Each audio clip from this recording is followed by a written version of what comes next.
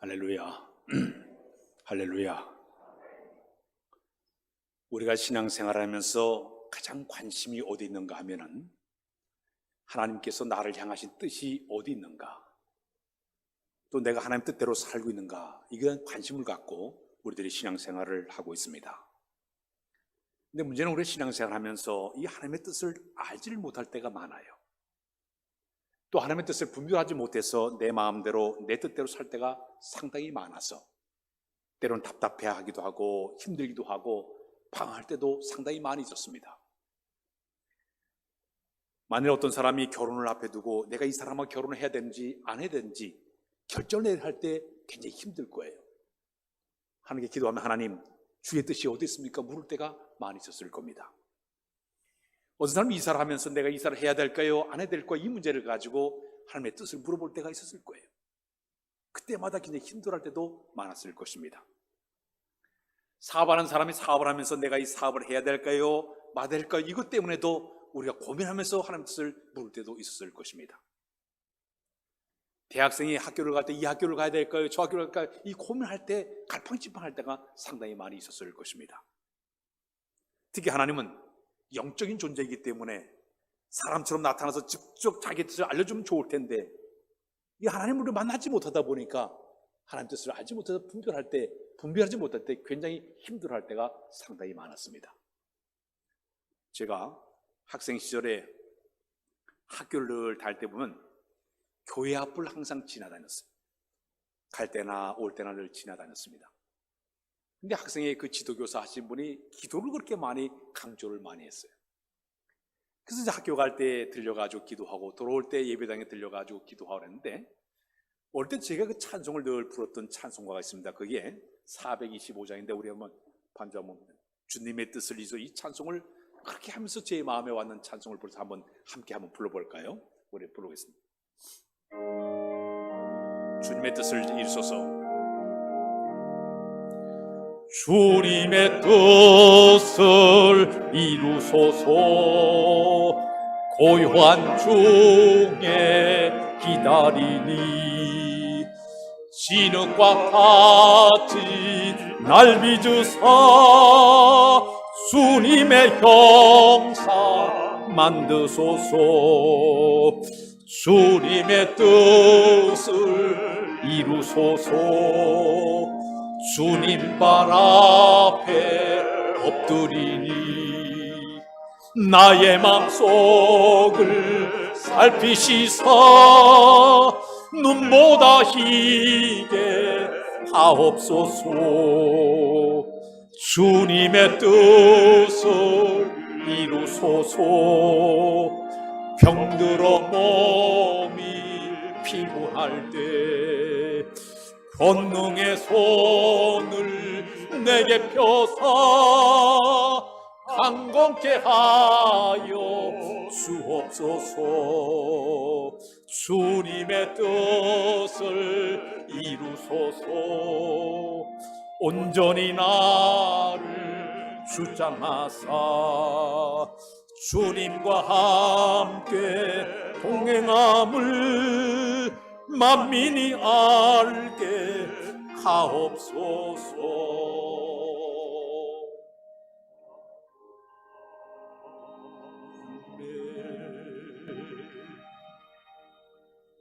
차디찬 마룻바닥에 그 방석을 깔고 앉아서 이 찬송을 부르기가 왜 이렇게 은혜가 된지 몰라요. 내 눈물을 쭉 흘릴 때도 있었어요. 주의 뜻이 어디에 있습니까? 물어보는 그런 찬양이었어요. 요즘 우리나라의 그 TV를 보게 되니까 우리 기독교인들을 미혹하는 여러 가지 내용들이 많이 나오고 있습니다. 무당들이 나와가지고 미리 앞길을 얘기해주고, 점쟁이가 점을 쳐주고, 별자리 운세를 봐주고, 손금도 보고, 인상도 보고, 뭐 타로를 통해 가지고 여러 가지 얘기하다 보니까 이 기독교인들이 미혹을 받아가지고 거기에 빠진 사람들이 많이 있다고 얘기를 해요. 이렇게 사람들이 하나님 뜻을 모르다 보니까 갈팡질팡하고 사람들이 여러 가지 힘들어하고 괴로워하고 답답한 것이 바로 현실의 모습이에요. 성경을 볼 때 하나님께서 하나님의 뜻을 우리에게 알릴 때 어떤 방법을 통해서 우리에게 알려줬을까요? 성경을 보게 되면 때로 구약시대에는 하나님께서 꿈을 통해서 자기의 뜻을 미리 알려줬습니다. 요셉에게 꿈을 통해서 앞길을 그에게 모든 것을 계시해 줬습니다. 바로왕의 꿈을 통해서 모든 앞길을 갖다 예비하라고 준비해 주었습니다. 느부갓네살 왕에게 직접 꿈을 통해 나타나서 하나님의 뜻을 가르쳐 주기도 했습니다. 아브라함에게도 꿈을 통해 나타나서 하나님의 뜻을 갖다 계시했던 것도 성경을 통해서 볼 수가 있습니다. 환상을 통해서 하나님의 뜻을 얘기할 때 있습니다. 에스겔 선지자에게 나타나서 환상을 통해서 하나님의 뜻을 보여주기도 했고, 예레미야 선지자에게 환상을 통해서 하나님의 뜻을 직접 보여주기도 했습니다. 옛날에 대장이 옷을 입게 되면 7가지의 그 옷의 종류가 있습니다. 우리가 새벽 기도마다 출애굽기를 쭉 공부해 왔는데, 그 제사장이 옷을 보게 된 머리에 관을 쓰고, 그리고 속옷을 입고 겉옷을 입고, 그리고 허리에 띠를 띠고, 그 다음에 이 가슴에 흉패를 이렇게 붙였습니다. 그 흉패를 붙인 다음에 흉패 안에는 우림과 둠비라는 2개의 보석을 이 품에다가 이렇게 집어넣습니다. 이 우림과 둠비는 귀한 보석인데 어떤 역할을 하고 있냐면, 대제사장이 하나님 뜻을 모를 때 우림이나 둠비를 이렇게 쓱 꺼내가지고 하나님 뜻을 물어보는 거예요. 만일 이 사람 뒤적적해가지고 우림이 쭉 나오도 하나님이 원하시는구나, 둠빔이 나오도 아니구나, 이것을 파악하기 위해서 우림과 둠빔을 이 가슴에 품었습니다. 이것이 구약시대 사람들이 하나님의 뜻을 알아보는 하나의 방법이었습니다. 또 구약시대는 왕이 항상 정치할 때마다 자기 옆에 하나님의 뜻을 알려주는 선지자를 딱 통해서 하나님 뜻을 물어봤습니다. 다윗 왕은 나단 선지자를 통해서 하나님 뜻을 알아내기도 했습니다. 사울왕도 사무엘 선지자를 통해 가지고 하나님 뜻을 물어보면서 나라를 정치해 나갔던 것이 방법이에요. 요즘 우리나라도 대통령이 어떤 긴급한 일을 할 때마다 각 교단의 대표자들을 불러 모아 가지고 여러 가지 하나님 뜻을 물어보기도 합니다. 자, 이것이 우리가 구약시대에 나타난 하나님 뜻을 물어보는 하나의 방법이에요. 중국의 선교사 가운데 허드슨 테일러라는 선교사가 있었습니다. 이분은 중국에서 39년 동안 열심히 복음을 전해서 아주 이분은 암흑의 대륙에 복음을 증거한 위대한 선교사이었습니다. 그분이 선교 여행을 다 끝마치고 어느 날 이제 영국 런던에 돌아왔을 때 어떤 사람이 찾아와서 목사님에게 물어봤습니다. 목사님, 지금까지 선교사 일을 하시면 일생 동안 사역을 쭉 해오셨는데 가장 행복하면서 하는 비결이 어디 있습니까? 물어봤습니다. 당신이 위대한 사역을 하면서 왜 어떻게 행복하게 이 사역을 감당했습니까? 질문을 했습니다. 그때 이 허슨 테일러 선교사는 이런 대답을 했습니다. 저의 헌신과 행복의 비결은 내가 하루를 어떻게 시작하느냐에 달려 있습니다. 저기는 연주자들이 음악회를 하기 전에 먼저 음을 조율하는 것처럼, 음악회하기 전에 악기를 조율하고 난 뒤에 이 음악을 연주를 하는 것과 마찬가지로 저는 아침에 일찍 일어나면 제일 먼저 하는 것이 하나님의 뜻과 내 뜻을 맞춘 일을 먼저 시작합니다. 조율합니다. 하나님께서 기뻐하시는 게 무엇인가를 내가 파악하기 위해서 먼저 하나님께 뜻을 물어보게 됩니다. 하나님의 거룩한 뜻이 무엇인가를 내가 확인한 다음에 내 마음의 뜻과 하나님과 조율한 다음에 내가 하루를 시작합니다. 이것이 나의 행복의 비결입니다. 우리가 새벽 기도할 때 주기도문을 하게 됩니다. 뜻이 하늘에서 이루는 것 같이 땅에서 이루어지기를 바란다는 주기도문으로 하면서 하루를 시작하게 됩니다. 하나님의 뜻이 이 땅에 이루어지기를 기도하면서 하루를 시작한 것처럼 이 허든 테일러 선교사는 먼저 하나님께 자기의 뜻과 하나님의 뜻과 조율을 한 다음에 하루 시작했기 때문에 그는 행복한 사역을 했다고 이야기하고 있습니다. 오늘 성경 본문에 보게 되면 2절에 중요한 메시지가 있어요. 우리 다 같이 2절을 다 같이 읽겠습니다. 로마서 12장 2절 시작. 너희는 이 세대를 본받지 말고 오직 마음을 새롭게 함으로 변화를 받아 하나님의 선하시고 기뻐하시고 온전한 뜻이 무엇인지 분별하도록 하라. 우리가 이 시대를 살아가는 중요한 우리의 신앙의 삶의 모습이 있습니다. 하나님의 뜻이 무엇인가를 내가 분별하는 것이 필요해요. 하나님 기뻐하시는 것, 하나님께 온전한 뜻이 무엇인가 잘 분별하는 것이 우리가 이 시대에 필요한 하나님의 모습이라고 볼 수가 있습니다. 그렇다면 우리가 하나님의 뜻을 어떻게 분별하며 우리가 생활할 수가 있을까요? 오늘 아침에는 하나님의 뜻을 분별하는 5가지를 여러분들에게 소개를 하려고 합니다. 첫 번째는 우리 하나님 뜻을 분별하는 첫 번째 방법은 하나님의 말씀을 통해서 우리가 하나님 뜻을 분별할 수가 있습니다. 따라서 할까요? 하나님의 말씀을 통해서 알 수가 있다. 구약시대는 하나님께 자기의 뜻을 이야기할 때 직접 하나님 나타나셨어요. 모세에게 나타나서 모세야 모세야 너는 가서 내 백성 이스라엘을 구원하라 직접 말씀을 내렸습니다. 아브라함에게도 직접 나서 너는 내 본토 친척 아버지 집 떠나서 내가 너의 보줄 땅에 가라 직접 나타나서 말씀을 들려줬습니다. 지금부터 2000년 전에 우리 예수님이 이 땅에 오셨어요. 이 땅에서 직접 사람들에게 나를 본 자는 아버지를 보았느니라. 그리고 내 아버지의 뜻은 이것이라 그러면서 여러 가지 말씀을 통해서 하나님의 뜻을 사람들에게 전달하신 것이 우리 예수님이었어요. 그러나 지금은 하나님도 예수님도 안 계셔요. 영적인 존재이 보이질 않아요. 그럼 이 시대에는 우리가 무엇을 통해서 하나님의 뜻을 우리가 알 수가 있을까요? 그것은 이 성경 말씀을 통해서 하나님의 뜻을 알 수가 있습니다. 성경 말씀은 디모데후서 3장 16절에 보면 이런 말씀 시작. 모든 성경은 하나님의 감동으로 된 것으로 교훈과 책망과 바르게 함과 의로 교육에 유익하니. 이 성경 말씀은요 지금부터 3500년 전 시작을 해서 기원전 1500년과 기원 후 100년 합쳐서 1600년 동안에 긴 기간 동안 40명의 사람들이 이 성경책을 쓰게 되었습니다. 구약에는 39권, 신약은 27권, 총 66권의 책을 우리에게 주셨습니다. 근데 이 기록한 장소들이 저 시나이 방도, 그 다음에 이스라엘 땅, 그 다음에 더 나가서 저 바벨론 나라의 이야기, 소아시아 지방의 이야기, 로마 나라의 얘기를 배경으로 해서 전부 글을 썼어요. 이 40명의 저자들을 보게 되면 장군도 있습니다, 왕도 있습니다, 농부도 있습니다, 의사도 있습니다, 세리가 있습니다, 높은 지에 있는 사람, 낮은 계급에 있는 사람, 무식한 사람, 유식한 여러 종류의 사람들이 40명이 이 글을 남겼어요. 근데 이 성경을 쓰는 모든 사람들이 강조하는 말이 있어요. 신구약성 전체 가운데 3,800번 정도 계속하는 말이 여호와께서 말씀하기를, 여호와께서 말씀하시기를 계속적으로 이야기하고 있어요. 이게 3,800번 나와요. 여호와께서 말씀하기를. 이 성경의 40명의 저자들은 자기의 생각이나 자기의 사상을 쓴 것이 아니라 하나님 주시는 말씀을 받아서 그대로 그들은 대필했다고 얘기하고 있습니다. 자기의 말이 아니에요. 하나님께서 그들에게 주신 말씀을 그들에게 전달했다고 얘기하고 있습니다. 예레미야 30장 1절 2절 다 찍겠습니다. 시작. 여호와께로부터 말씀이 예레미야에게 임하여 이르시니라. 이스라엘 하나님 여호와께서 이와 같이 말씀하시어 이르기를 내가 내게 일러준 모든 말을 책에 기록하라. 내가 너에게 일러준 모든 말을 책에다 기록하라. 오주 우주 만물을 창조하시고 삼날 주관하신 그 하나님께서 내가 너에게 전달한 모든 말씀을 너희가 듣고 행하라는 얘기. 이 성경 말씀은 하나님 말씀이에요.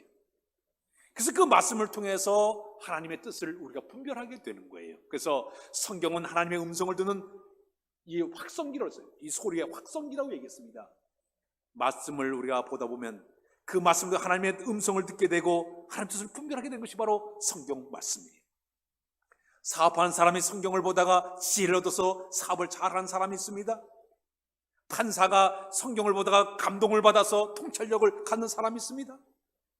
어떤 사람은요 상한 심령이 성경을 보다가 말씀을 통해 위로를 받는 사람이 있어요. 어떤 사람은 성경을 보다가 죄인이 회개하고 돌아서서 온전한 사람으로 바뀌어지는 역사가 나타나기도 했습니다. 교만한 사람이 성경 보다가 겸손해지기도 하고, 어리석은 사람이 지혜로운 사람으로 바뀌어지기도 하고, 실망했던 사람이 희망과 용기를 얻게 되는 역사가 나타나게 되고, 예수라는 사람이 성경을 받아 영광을 받아가지고 멋진 작품을 만들어내기도 했습니다. 정치하는 사람이 성경을 보다가 나를 다스리는 지혜를 받아가지고 그 나를 잘 지도하는 이런 사람으로 바뀌어지기도 했습니다. 의사가 성경을 보다가 지혜를 받아서 좋은 의술을 통해서 사람을 고치는 역사를 만들어내기도 했습니다. 선생님이 성경을 보다가 학생을 잘 가르치는 능력을 얻기도 했습니다. 운동선수가 성경을 보다가 힘을 얻어가지고 금메달 따는 선수도 있지 않습니까? 참 성경 말씀은 하나님의 뜻과 하나님의 모든 계시를 우리에게 준 것이 바로 성경 말씀이에요. 시편 19편 7절 9절 보면 이런 말씀을 우리 같이 읽겠습니다. 시작. 여호와의 율법은 완전하여 영혼을 소성시키며 여호와의 증거는 확실하여 우둔한 자를 지혜롭게 하며 여호와의 교훈은 정직하여 마음을 기쁘게 하고 여호와의 계명은 순결하여 눈을 받게 하시는도다. 여호와를 경외하는 도는 정결하여 영혼까지 이르고 여호와의 법은 진실하여 다 의로우니. 자, 성경 말씀, 이 말씀을 통해서 사람들이 지혜롭게 되고 영혼이 소생하게 되고 힘을 얻게 되고 능력받게 되고 이 모든 것이 바로 성경 말씀이에요. 성도 여러분, 우리는 성경 말씀을 계속 가까이 하고 읽고 쓰고 묵상하다 보면 우리가 삶의 진리와 하나님의 뜻을 분별하는 이런 지혜가 우리에게 주어지게 될 줄로 믿습니다. 전에 일찍 세상을 떠났지만은 저 기독교대 한동대학교 총장이었던 김영길 총장님이 계십니다. 원래 이 김영길 총장님은 이 카이스트 대학에서 공학 박사로서 아주 열심히 연구를 잘해서 전 세계 과학자 가운데 100명 안에 들 정도로 대단한 그 능력과 지혜가 충만했던 그런 분이었습니다. 그런데 저 포항의 구석에 기독교 대학 한동대를 처음으로 세우면서 그도 신앙이 진실하고 유능하신 여기는 김영길 이 총장님을 모시려고 했습니다. 그게 이 김영길 총장님이 고민하는 거예요. 내가 여기서 이렇게 공학도로 세계적으로 인정을 받고 여기서 일하는 학생을 가르치는 교수가 되는 것이 좋은지, 아니면 내가 기독교 신앙에 의지해서 내가 저 멀리 그 포항의 구석에 있는 한동대에 가서 내가 총장을 해야 되는 것이 고민하기 시작했습니다. 하나님 뜻을 물어가, 하나님 내가 어떻게 해야 될까요? 기도하기 시작했습니다. 어느 날 목사님이 설교를 쭉 하는 동안에 설교 내용 가운데 아브라함의 이야기를 하게 됐습니다. 하나님이 아브라함에 명령하기를 너네 본토 친척 아비집도 너에게 지시할 땅에 향해 가라 명령을 내렸다고 했습니다. 히브리서에 보게 되니까 아브라함이 그 명령을 떠날 때 하나님 지시로 출발할 때 그는 갈 바를 알지 못하였다. 그 말씀을 전하는 얘기를 들으면서 아하, 이게 하나님의 메시지로구나, 하나님 뜻이로구나. 이 카이스트의 모든 걸 다 포기해버리고 그 개척지와 같은 포항의 한동대에 가서 장장 19년 동안 4번 그 총장 연임을 하면서 그 나라를 우수한 대학으로, 기독교 대학으로 세운 사람이 바로 이 한동대 김영길 총장이에요. 우리가 하나님의 뜻을 모를 때에 주의 말씀을 우리가 이렇게 비춰볼 때 그 말씀이 우리의 가는 길을 진인도하는 등불이 되게 될 줄로 믿습니다. 주의 음성이 되게 될 줄로 믿습니다. 그대로 순종할 때 우리의 삶의 놀라운 변화의 역사를 우리가 경험하게 될 줄로 믿습니다. 영국의 정치가로서 군인 출신 크로멜이라는 분이 있었습니다. 이분은 청교도 가정에서 태어나서 신앙훈련을 잘 받았어요. 특히 어머니는 어릴 때부터 신앙훈련을 그렇게 철저하게 잘 지키도록 이야기했는데, 이 크롬에게 그 어머니는 너는 항상 하나님 편에서 일하는 사람이 되어라. 하나님 편에서 일하는 사람은 항상 기도하는 것을 게으르해서는 아니돼. 그리고 성경을 늘 품고 다니면서 그 성경을 읽어야 된다. 이러면서 어머니가 크롬에게 가르쳤습니다. 그래서 그는 어머니의 신앙 지도 아래 늘 성경을 펴서 읽고 쉬는 시간에도 틈나면 기도하고 이 성경책을 늘 여기 포켓에 집어넣고 시간 나면 읽고 시간 나면 읽고 그러면서 하루로 살게 되었습니다. 어느 날 치란 전쟁이 일어나게 되었습니다. 전쟁에서 막 말을 타고 다니면서 총을 쏘면서 막 전쟁하는데 갑자기 적군에서 총탄이 훅 날라와서 가슴에 박히고 말았습니다. 그는 말이 뚝 떨어지고 이제 죽었구나. 근데 이상 안 아픈 거예요. 총탄이 분명 맞았는데 하도 이상해서 보니까 자기 품에 넣었던 그 성경책에 총알이 박히고 그 총알을 바지를 해서 살고 살았어요. 성경을 꺼내보니까 자기가 살아있는 거예요. 하도 신기해서 성경책을 이렇게 듣다 보니까 제일 마지막 부분에 총탄이 마지막 부분에 전도서 12장 1절의 말씀이 딱 떠올랐습니다. 내가 젊었을 때 창조주를 기억하라. 그는 평생 동안 그 말씀을 기억하면서 그는 평생을 살았다고 이야기하고 있습니다. 사랑하는 성도 여러분, 우리가 주의 뜻을 모를 때는 성경을 묵상하십시오. 읽으십시오. 하나님께서 이 성경을 통해 우리에게 하나님의 뜻을 가르쳐 줄 줄로 믿습니다. 두 번째는, 우리 하나님 뜻을 아는 두 번째 비결은 성령님의 인도하심을 통해서 하나님의 뜻을 분별할 수가 있습니다. 따라서 할까요? 성령님의 인도하심을 통해서 알 수 있다. 성령님은 우리 안에 늘 거하시고 계시면서 하나님의 뜻을 지시하시고, 그리고 또 때로는 감화 감동을 통해서 깨닫게 하시고 인도하신 영이 바로 성령님이세요. 성경 말씀을 보거든 빌립보서 1장 6절에 이런 말씀, 우리 다 같이 읽을까요? 빌립보서 1장 6절 시작. 너희 안에서 착한 일을 시작하신 이가 그래서 예수의 날까지 이루실 줄을 우리가 확신하노라. 빌립보서 2장 13절에 그런 말씀이 있어요. 시작. 너희 안에서 행하시는 하나님이시니 자기 깊으신 뜻을 위하여 너희로 손을 두고 행하게 하시나니. 세 번째 말씀 봅니다. 로마서 8장 20절 시작. 마음을 삽신 이가 성령의 생각을 아시나니 이는 성령이 하나님의 뜻대로 성도를 위하여 간구하심이니라.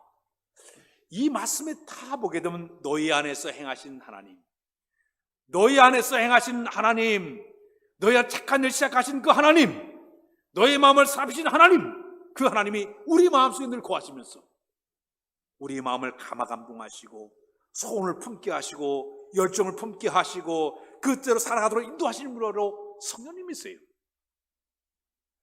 그래서 우리는 성령님이 이 안에 작동할 때마다 감화 감동할 때마다 그 뜻에 순종하는 마음을 가지고 따라갈 때 성령님은 때로 우리에게 용기를 주십니다.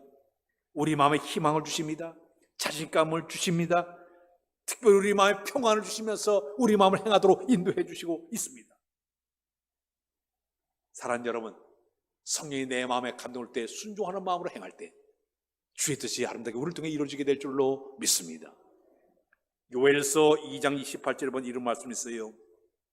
마세 내가 내 영을 모든 육체에게 부어주리니 너희 자녀들은 예언할 것이요 너희 젊은이들은 환상을 보게 될 것이고 너희 늙은이들은 꿈을 꾸게 되리라. 성령님은 늘 우리 안에 거하시면서 자기의 뜻을 가르쳐 주십니다. 하나님 뜻을 우리에게 나타내 보십니다. 그때로 순종할 때 우리 삶의 놀라운 역사를 경험하게 될 줄로 믿습니다. 사도행전 15장에 보게 되면 사도 바울이 이제 소아시아, 무시아 앞에 비두니아 쪽에서 열심히 복음을 전하고 있었습니다. 근데 사도 바울은 계속적으로 비두니아 쪽 가려고 하는데 갑자기 성령께서 예수의 영이 허락을 안 내려요. 자꾸 하지 말라는 거예요. 이상하다.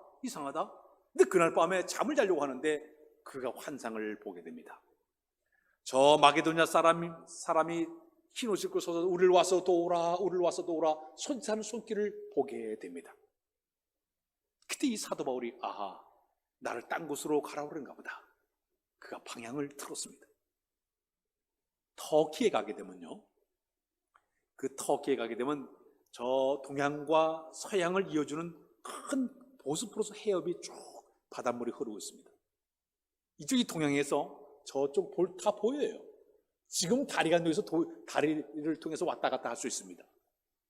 근데 이 보스포러스 해협을 그 당시 이 사도 바울이 이제 하나님의 그 성령의 그 지시가 있었기 때문에 배를 타고 이쪽 이 아시아 쪽에 복음을 전하는 걸 방향을 바꿔서 서양 땅을 향해서 들어갔는데 첫 성이 바로 빌립보 성이었습니다. 그곳에 들어 복음을 전해서 순식간에 이 빌립보 지방을 통해서 유럽 쪽이 기독교 지역 확 밖에서 기독교 나라가 되고 말았어요. 이 사도행전 15장은 세계 역사의 판도를 바꾼 엄청난 역사였습니다. 만약에 그때 이 사도 바울이 자기 뜻대로 생각한 성령의 지시를 거부해버리고 계속 아시아 지역에 복음을 전해 이 아시아 쪽이 엄청난 기독교국가로 변해서 부강한 나라가 되었을 거예요. 그러나 사도 바울은 성령의 지시하심을 따라 방향을 틀어서 저 서양을 향해서 복음을 전하였더니 서양 사람은 다 기독교를 받아들여서 기독교국가가 되게 되고 부강한 나라, 복주국가가 되지 않았습니까? 새 역사의 판도를 바꾼 역사가 나타나게 되었어요. 사도 바울처럼 성령님의 뜻을 인정하고 환영하고 모시고 성의 지배를 당할 때 이것이 바로 주의 뜻을 따라가는 하는 방법이 되는 줄로 믿습니다. 그러기 위해서 우리에게 꼭 필요한 게 뭔지 아십니까? 성령의 역사 앞에 영적 감각을 가지고 민감해야 됩니다. 내 안에서 역사, 성령님의 그 역사하심의 감동의 역사를 잘 우리가 깨닫는 민감함의 역사가 있어야 돼요. 영적 주파수가 잘 세워져 있어야 성령의 뜻을 알게 되는 거예요. 이게 안 되게 되면 성령의 뜻을 무시할 수밖에 없어요. 자기 뜻대로 행할 수밖에 없는 것이에요. 스펄전 목사님이 그런 얘기를 했습니다. 기도보다 앞서지 말고 성령보다 앞서지 말아라 그랬습니다.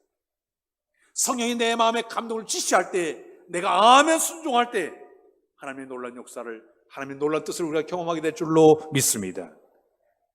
현재 이 순간에 하나님은 이 교회를 세워가기 위해서 여러 성령의 사람 통해서 그들의 마음에 감동하고 계십니다. 그들의 마음에 쌓여줄 때가 있습니다. 그들의 마음속에 성령의 능력을 통해서 지시할 때가 있어요. 그때 성령의 사람이 아멘 순종하는 그 사람들의 교회 역사는 안되게 세워지는 역사를 경험하게 될 줄로 믿습니다. 이렇게 성령님은 지금도 하나님의 뜻을 가지는 두 번째 방법이 되고 있습니다. 세 번째는 성령님은 그 다음에 세 번째는 하나님의 뜻을 우리에게 알려주는 분이 계십니다. 성숙한 믿음의 사람을 통해서 하나님의 뜻을 가질 때가 많아요. 따라서 그 믿음이 성숙한 사람, 기도 많이 하고 성령 충만하고 믿음이 성숙한 사람을 통해서도 주의 뜻을 알아낼 수가 있습니다. 미국의 역대 대통령을 다 보게 되면 정치를 하면서도 항상 영적인 멘토, 자기를 지도해주는 사람을 꼭 두고 있습니다. 지금 세상을 떠났지만 고 빌리 그레엄 목사님 같은 경우는요, 60년 동안 전 세계를 다니며 2억 명에게 복음을 증거했던 위대한 목사님이세요. 그는 20세기에 가장 영향을 끼친 그런 목사님이세요. 우리 한국에도 52년 전쟁 바로 이후에 저 부산에 와서 집회를 했고 74년대는 엑스폴로 집사를 하면서 이 여의도에서 복음을 증거했던 위대한 목사님이세요. 자, 그런데 이 목사님 미국의 많은 대통령의 정치적 지주 역할을 했던 그런 멘토 역할을 했던 분이세요. 트루먼 대통령이나 버럭 오바마 대통령이라든지 이런 사람들은 항상 나라 정치하다 힘들 때마다 빌리 그레엄 목사님 찾아가서 영적인 조언을 들었습니다. 이 나라를 어떻게 끌어가야 됩니까? 하고 질문하면서 나라를 끌어갔어요. 특히 조시 부시 대통령 같은 경우는 그의 자서전을 내는데 마타엘 본문이라는 그 책을 보게 되면 그가 1985년에 낸 그 책의 내용에 이런 내용이 있습니다. 자기가 메인주 해변에서 빌리 그레엄 목사님을 만난 것이, 대화한 것이 자기 신앙적인 엄청난 전환점을 맞이하게 되었다. 자기가 목사님 만나기 전은 자기가 끊임없이 술로 방탕한 삶을 살았는데 자기가 목사님 만나 대화를 나누면서 자기의 삶을 돌아보고 젊은 시절의 모든 방향을 딱 끊어버리고 참신한 기독교 신자로 변화했다고 그런 이야기를 하고 있습니다. 영적인 멘토의 역할을 했다고 고백을 했습니다. 지난번에 대통령이었던 미국의 트럼프 대통령 같은 경우는 폴라 화이트 목사님이 그의 영적인 멘토의 역할을 하기도 했습니다. 나라가 위기가 있을 때마다, 어처구니 일이 있을 때마다 찾아가서 영적인 믿음이 성숙한 사람 통해서 하나님의 그 뜻을 물어보는 거예요. 이것도 바로 하나의 방법이 될 수가 있는 것이에요. 다윗 왕과 사울 왕이, 이스라엘 1대 왕이 사울 왕이고 두 번째 왕이 다윗입니다. 이 두 사람의 차이점이 뭔지 아십니까? 이 사울 왕의 문제점은 사무엘 영적 지도자가 찾아와가지고 여러 가지 얘기를 해도 교만하니까 그 말을 거부했어요. 그 말을 가볍게 여겼어요. 불순종했어요. 이것 때문에 하나님께서 이 사울 왕을 버렸어요. 그런데 비극적인 사람으로 그는 끝을 맺고 말았습니다. 그래서 다윗 왕은 문제가 생겼을 때 나선지가 찾아와가지고 당신이 문제가 있습니다 지적할 때 그가 내가 여호와께 범죄했다고 고백하면서 돌아섰기 때문에 그 위대한 사람으로 쓰임받지 않았습니까? 사랑하는 여러분, 우리가 살아가면서 하나님의 뜻을 모를 때에 믿음이 성숙한 입의 사람을 만나서 대화를 통해서도 주의 뜻을 아는 비결이 되게 될 줄로 믿습니다. 네 번째는 건전한 상식을 통해서도 하나님의 뜻을 분별할 수가 있습니다. 합리적인 판단이나 생각이나 양심을 통해서 하나님의 뜻을 우리가 알 수가 있습니다. 지구는 둥근데도 자기 혼자 평평하다고 우기는 사람들 많아요.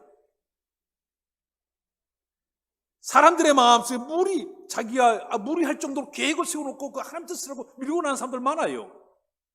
오기를 부리고 그리고 상식을 벗어나는 이런 행동을 하는 이런 사람을 통해서 우리가 분별하지 못할 때가 상당히 많습니다. 우리가 살아가면서 시대적인 상황이나 경제적인 여건이나 정치적인 상황과 이 건전한 모든 상황을 종합을 해서 여기도 하나님 뜻이 들어있다 이걸 잘 파악하는 것이 우리에게 필요하다고 볼 수가 있습니다. 신앙적인 상식이 있습니다. 신앙적인 측면 상식이 있을 때 이걸 따라가야 되는데 이것을 내가 벗어나게 되면요, 그것을 알지 못할 때가 굉장히 많이 있습니다. 예를 들면 우리가 잘 아는 무디 목사님, 위대한 목사님이자 18세기에 영국과 미국을 뒤흔들었던 위대한 복음전자 목사님이세요. 한 번은 목회하는 동안에 교인 한 분이 계엄 예배를 드리게 되어서 계엄 예배를 좀 들어달라고 그랬습니다. 그 목사님이 무슨 계엄 예배냐 하니까 내가 양조장 술을 만드는 공장을 크게 지었으니까 와서 계엄 예배를 들어달라고 그렇게 이야기했습니다. 그래 여기는 이 목사님이 알았다고.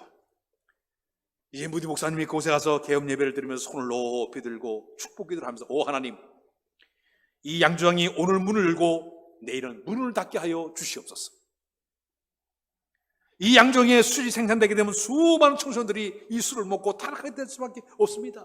지성소에서 살지 못하기 때문에 하나님, 양조장의 주인의 마음을 감동하사 내일은 이 양조장의 문을 닫게 하여 주옵소서. 와서 축복 기도를 한 거예요. 저주기도 그렇게 기도를 했어요. 원래 이 예배가 끝난 다음에는 파티라고 춤을 추고 그래야 되는데 사람들이 뭐 이 목사님이 그렇게 기도했더니 쭉쭉쭉 다 그냥 다 돌아가고 말았어요. 양장 주인이 목사님의 기도를 들은 다음에 밤새워 고민에 빠지기 시작했습니다. 한숨을 자지를 못했어요. 그가 밤새요 하다가 새벽에 하나님께 물어봤습니다. 하나님, 이 문을 열어야 될까요? 말아야 될까요? 기도하다가 마침내 그는 양조의 문을 닫았습니다. 훗날 그 양조장 그 터가 무디 신학교로 바뀌어지고 말았습니다. 무디 신학교가 끈 탄생한 위대한 비결이에요. 사랑하는 여러분, 우리가 살아가면서 우리 주변에는 수많은 모든 문제들이 그냥 우연한 것이 없어요. 거기에 다 하나님의 섭리하심과 뜻하심이 다 들어있기 때문에 상식적인 판단이라든지 우리가 살아가면서 모든 그 여러 가지 양심을 통해서 나타나는 그 모든 걸 통해서, 신앙적인 양심을 통해서 나타나는 모든 걸 통해서 하나님 뜻을 분별한 것도 네 번째 방법이 되게 되는 것입니다. 마지막,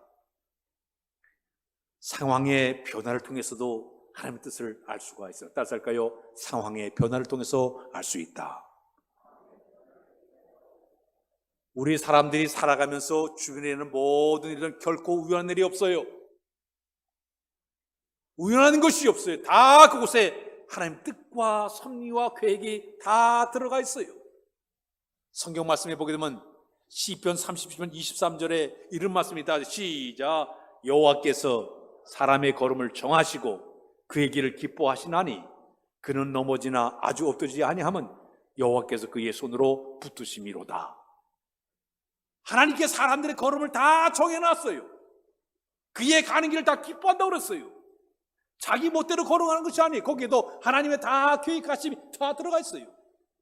잠언에 보게 되면 잠언 16장 9절 시작. 사람이 마음으로 자기를 계획할지라도 그의 걸음을 인도하시는 여호와 신이라 했어요. 자기들이 삶을 살아가면서 여러 가지 일을 많이 꾸미고 계획하고 있지만은 걸음걸음을 인도하시는 분은 바로 하나님이세요. 내가 사업을 하든지 직장을 다니든지 승진했다든지 좌천을 당했다든지 감옥에 끌려갔다든지 부도를 맞았다든지 이 모든 곳에서 하나님의 오묘하신 섭리와 계획의 뜻이 다 들어가 있어요. 주의 인도하심이 그 속에 다 들어가 있어요. 요셉이 자기 형제들에게 미움을 당했어요. 그리고 종으로 팔려갔어요. 먼 나라 타국에 저 애굽 나라에 종으로 팔려가서 종살이 했어요. 종살이가 처음에는 잘 되더니 억울한 누명을 뒤집어 쓰고 감옥에 들어갔어요. 감옥에 들어가 있는 동안에 거기 있는 그 술 맡은 관원장을 만나 꿈을 해몽했더니 그 술 맡은 관원장이 복권이 돼가지고 왕 밑에 가서 생활하다가 왕이 꿈을 꿨는데 꿈을 행하지 못하게 되니까 요셉을 이제 소개를 해서 저 깊은 감옥에 있던 요셉이 순식간에 올라와서 바로왕의 꿈을 해몽해 줬어요. 이 일 때문에 애굽 나라의 두 번째 높은 총리까지 올라가지 않았습니까? 그 나라를 살렸어요. 경제 대국으로 만들었어요. 엄청난 위치에 올라갔습니다. 훗날 창세기 45장에 되면 자기 형제들이 이제 양식을 사러 쭉 왔다가 마침내 요셉을 발견해 서로 만나는 엄청난 그 감격스러운 상봉이 이루어지게 되었습니다. 근데 이 형제들이 두려움이 있는 거예요. 자기 동생을 미워서 팔아먹은 것 때문에 벌벌 떨며 두려워하고 있는데, 이 요셉이 그 형제들에게 유명한 말을 남기고 있습니다. 형님들 걱정하지 마시오. 한탄하지 마십시오. 형님들이 나를 미워서 이곳에 팔아먹은 것이 아니라 당신을 보고자 하나님께서 우리 민족과 우리 가정을 구원하기 위해서 나를 먼저 이곳에 보내주었습니다. 그런즉 나를 보낸 것은 형님들이 아니라 하나님이 나를 이곳에 보내셨다고 고백하지 않았습니까? 이것은 바로 하나님의 뜻과 섭리를 다 깨달았기 때문에 그런 얘기를 하게 되는 것이에요. 우리 하나님은 우리 사람들처럼 덤벙덤벙 대충대충 하시는 그런 분이 아니에요. 우리 하나님은 우리의 머리까지 다 세심받도록 치밀하신 분이에요. 우리의 성격과 우리 체질까지, 시편 103편에 우리 체질까지 하시는 분이에요. 내 체질이 뭐가 뭔지 잘 모르다 이것까지 다 아시는 분이 바로 우리 하나님이세요. 나를 향하신 하나님의 계획을, 하나님의 계획이 무엇인가 잘 깨달을 때 그 뜻대로 생각하는 것이 바로 하나님의 방법이에요. 계획이 되게 되는 줄로 믿습니다. 다음 주에 또 할 건 여기까지. 자, 여러분, 살아가면서 우리의 삶에 여러 가지 일들이 많이 일어나고 있어요. 그런데 우리는 우둔해서 부족해서 주의 뜻을 잘 분별하지 못할 때 굉장히 많아요. 영의 눈을 밝게 뜨고 주의 뜻을 잘 분별해서 주의 뜻을 살기 합당한 여러분들 다 되시길 주님의 이름으로 부탁드립니다. 기도합니다. 하나님, 험한 세상 살아가면서 주의 뜻이 무엇인지 분별하지 못하여 방할 때도 많이 있고 우왕좌왕할 때 많이 있습니다. 그때마다 하나님께서 우리에게 필요한 하나님 뜻을 잘 깨닫도록 인도하여 주옵소서. 나만 주대로 살아가는 우리 모두로 인도하여 주옵소서. 세미한 주의 음성을 듣게 하여 주시고 성의 감화감동의 역사를 체험하도록 인도하여 주옵소서. 주의 뜻대로 살기 합당한 우리 모두 삼아 인도하여 주옵소서. 믿사오며 예수 그리스도의 이름으로 기도하옵나이다. 아멘.